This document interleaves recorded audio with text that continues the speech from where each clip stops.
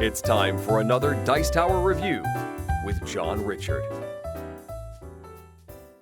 Howdy gamers, greetings from Indianapolis, Indiana, the gaming capital of the world. It's time for another board game review with me, Indiana John. Today we're taking a look at a little dice and card game called El Luchador Fantastico Grande from Senyak Games, designed by Al Keynes. And this is a game where you're playing Mexican wrestlers and sort of that lucha libre genre, I guess. And I don't know a whole lot about this kind of wrestling, but this is a game where you're attacking and beating up on your opponents and throwing them down on the ground and doing all those things you do in Mexican wrestling. So let's take a look at the setup and gameplay of El Luchador Fantastico Grande and see if we can answer that all-important gamer question, is it fun?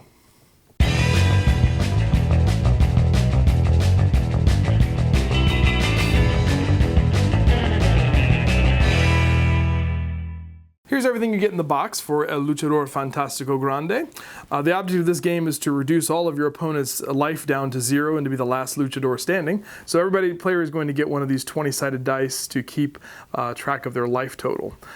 Players are each going to select one of these wrestler cards, and there's 6 to choose from. They have really cool artwork and names like El Pandero and La Tigra, and my personal favorite, El Flanderoso Captain Mexico. So everybody will select one of those. Each of these cards also has a special ability on the back, and it's optional as to whether you play that or not. But I think that most people can probably handle the special ability, so we played with that definitely. You get 36 action cards, and everybody's going to start off taking one of these. There are 9 different action cards, and there's 4 copies of each one in this deck. Those will be used heavily during the game.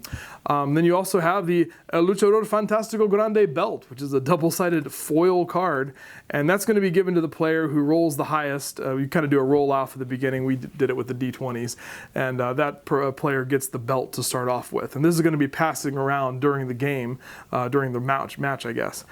You have these main event cards, which are sort of conditions that are going to be set at the beginning of the game of how the match is going to go. So you have like the chili beatdown, where all attacks are going to do +1 damage, or the hardcore taco match, where when any player plays an action, they take 1 damage. That's hardcore, man. And then you also have the contract match, where the 4th die can now count towards healing and attacking. And we'll talk about how those dice work in a second. But you'll pick one of these and set that as your condition for the main event, and then you'll get started. Now, the other thing to talk about in this game, component-wise, are the dice. These are the 6-sided dice that came with the game. And the dice that they have put in the box are actually 6-sided red dice with pips on them, like indented, imprinted pips. And then they give you 2 sticker sheets that have the stickers that have the icons and symbols that go along with the game.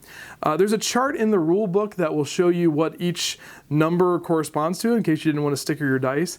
But I thought this was kind of an interesting design decision to put these kind of dice in and then have them stickered like this. I mean, stickered dice are, sometimes that's a necessary evil, but I can't say that I was very impressed with the way these were put together. But be that as it may, these are the dice that you're going to be rolling to attack and to heal during the game. So anyway, let's take a look at a round or a turn in El Luchador Fantastico Grande and see how this whole fight's going to play out. So each player starts off with 1 action card at the beginning of the game, and the first thing that you're going to do on your turn is to draw an action card. And the maximum hand size is 2 cards, so if you already had 2 cards in your hand, the other thing that you could do is you could discard 1 or 2 cards and then draw back up to that many cards. After that, then you're going to roll your dice. And this is a very classic Yahtzee-ish or King of Tokyo sort of mechanic, where you're going to roll your dice and you can roll up to 3 times. You can keep dice that you want and then re-roll the ones that you don't. And by the end of 3 rolls, then that's going to be your final result. What you're trying to do in this game is you're going to either attack or heal on your turn. On the dice, there are 2 faces that are attack faces. There's a 1 fist and a 2 fists that are red. So if you want to attack, you're going to be looking for those kind of things. If you want to heal, there are green hearts, 1 heart and 2 hearts. And then there's 2 die faces that are blank, that are misses. So you're going to roll 3 times, and in order to perform an attack action, you have to end up with at least 3 dice that have red attack symbols on them. And then you're able to attack. So in this case, I ended up with 5 red fists, but there's 3 dice that have red attack symbols. So I can attack, and I would attack with 5 fists, or 5 damage. So I would deal 5 damage to an opponent of my choice. And in this case, I've given my character the Luchador Fantastico Grande belt, which means that I give plus damage, plus 1 damage for my attack. So he's going to deal 6 damage instead. And I even have a main event card here, which is the Chili Beatdown, saying that all attacks do plus 1 damage. So that's actually going to deal 7 damage for this attack. If I want to heal, then I have to roll at least 3 healing symbols, and then I would be able to heal that many life points. Now, the one caveat with that is that if you hold the belt, then you are not able to heal. And so you're dealing additional damage, but you're not able to heal. So that may sound a little bit like King of Tokyo if you've ever played that game, but that's sort of how this works. So how do you get rid of the belt? Well, if another player attacks you and deals you damage, then you have the choice to give that player the belt and take it off your hands, and that opens up the ability for you to be able to heal. But you won't get that additional damage result. So this is going to kind of pass around the table as people get beat down. So like I said, you have to roll at least 3 of a symbol in order to perform that action. And so if you don't, then it's just a bust. So that right there, that result would be a bust, and then your turn would be over and you would move on to the next player. So the game is going to continue in this manner, and the only other sort of wrinkle in the game are these action cards, which can be played to modify things. So that, they can deal additional damage, or they can heal. Damage. If you have something that modifies your damage, then you're going to do that in addition to an attack roll. If you have a healing card, then you can heal pretty much any time that you want. There's also some cards that modify die rolls and things like that. Those cards are going to kind of modify what you're doing. And then also your wrestler card has some sort of a special ability. It may be something that happens throughout the entire game, or it might be a one-time per game thing, but you can use that as well.